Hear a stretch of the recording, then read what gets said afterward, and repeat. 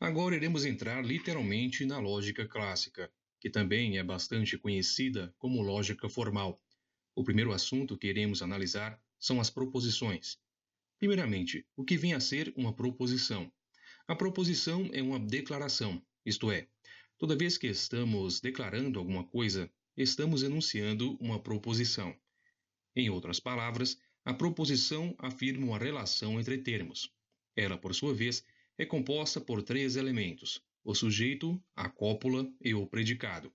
O sujeito é o termo que representa o objeto sobre o qual estamos predicando alguma coisa. Já o predicado é o termo que representa aquilo que estamos atribuindo ao objeto através da proposição que estamos a expressar. Já a cópula é o elemento da proposição que conecta o sujeito ao predicado e vice-versa. O conceito de matéria e de forma também possuem equivalências dentro da lógica, sendo a matéria da proposição o sujeito e o predicado. Já a sua forma é representada na lógica pela cópula. Agora vamos analisar os dois tipos de proposições, as proposições modais e as categóricas. O que vem a ser uma proposição modal? Ela é basicamente uma proposição que afirma o modo como seus termos estão relacionados. Relação esta que pode assumir duas formas, a de necessidade e a de contingência. Existem várias relações baseadas no que a lógica designa de necessidade. Elas podem ser de necessidade metafísica, física, moral ou lógica.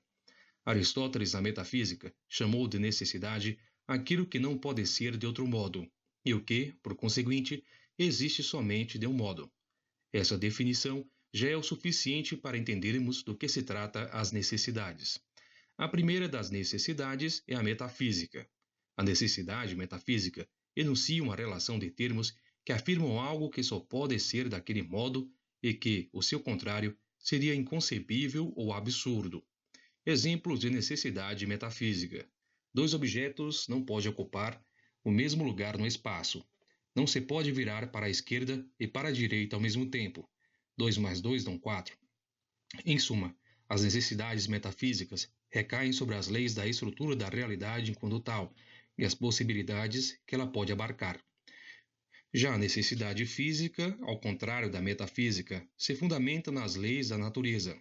Em outras palavras, elas afirmam realidades tal como elas se demonstram no mundo físico através das suas leis.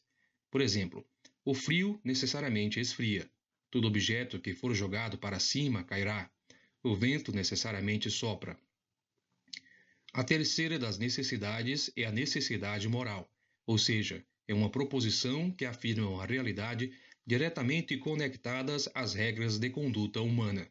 Exemplo: um homem não pode bater em uma mulher, devemos respeitar as leis, devemos ajudar aos mais fracos e etc.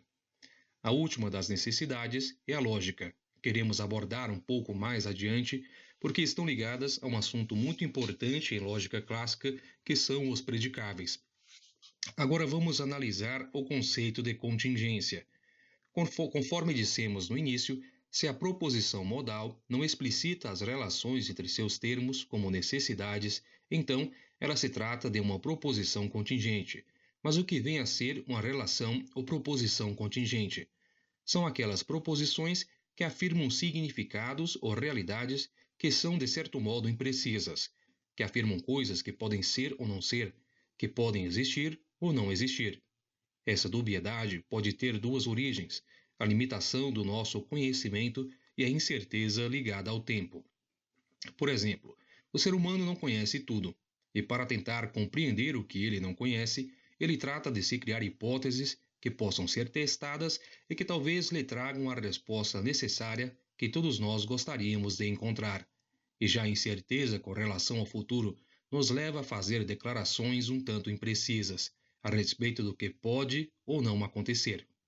Agora vamos aos exemplos de proposições contingentes. Amanhã pode fazer frio. O sujeito pode ter cometido o crime, pode ser que você aprenda o assunto e etc. E por último, vamos definir o que vem a ser uma proposição categórica. Uma proposição categórica afirma uma relação de termos tal como estão relacionados de fato. Todavia, ela não expressa o modo de sua relação, apesar de, às vezes, poder ser classificada como necessária ou contingente se observada pela perspectiva do modo.